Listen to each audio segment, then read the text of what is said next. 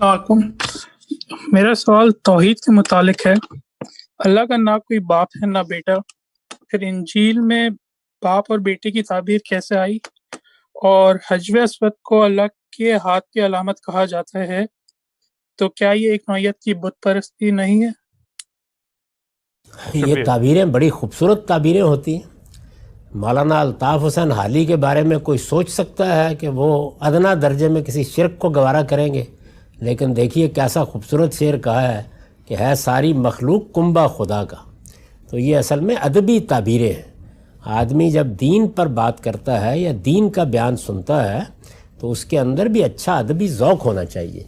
तो ये बाप बेटे की ताबीरें ये ताल्लुक़ को बयान करने के लिए, या खुदा गोया हमारे लिए बाप के बमंज़िला है।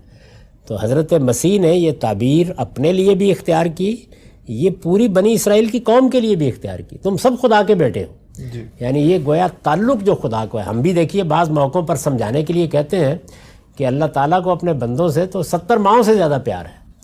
तो ये दर हकीकत एक ताल्लुक़ को मिसाल बनाकर इंसान को समझाने का बहुत ही अच्छा, बहुत ही लतीफ़ उसलूब है। ये लोगों की बदकिस्मती है कि उन्होंने उससे गलत मतलब ले लिया और हकीकत में बाप बेटा बना के बैठ गए।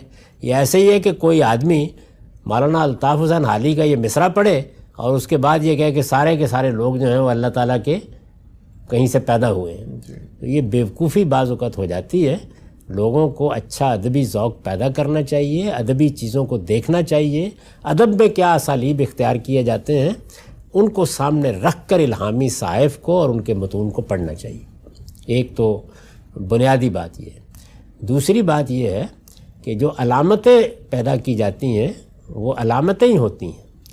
ये जो बुत हैं ये भी अलामतें ही हैं। असल तनकीद इन पर नहीं होती।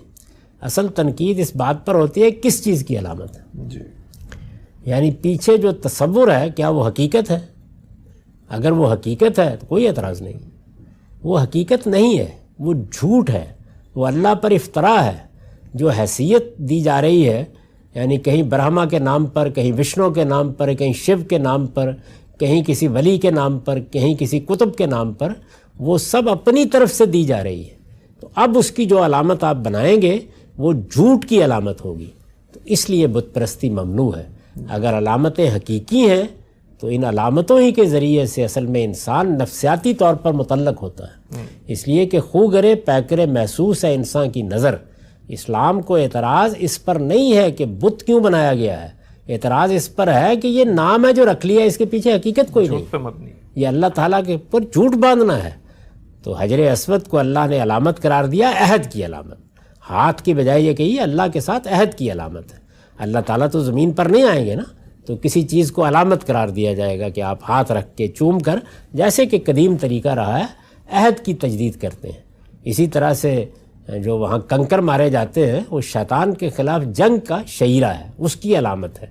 तो अलामतें तो बड़ी आला चीज़ें हैं। अलामतें हम झंडे की सूरत में बनाते हैं, अलामतें हम अपने यहाँ के तराने की सूरत में बनाते हैं। ये मरासिम पैदा करना, ये अलामतें हैं जो नमाज आप पढ़ते हैं। ये रुकू करना, सजदा करना, सर तो ज़मीन पर रख रहे होते हैं, वहाँ अल्लाह ताला तो नहीं बैठे हुए। लेकिन इंसान ये तसव्वुर करता है और फिर गोया सर पेशानी अपनी ज़मीन पर रखना, ये इस बात की अलामत होती है कि मैं अपने पूरे वजूद को झुका रहा हूँ। तो ये अलामतें जो हैं ये कोई काबिल तनकीद चीज़ नहीं है, इससे कोई ख़राबी नहीं होती। किसके लिए है?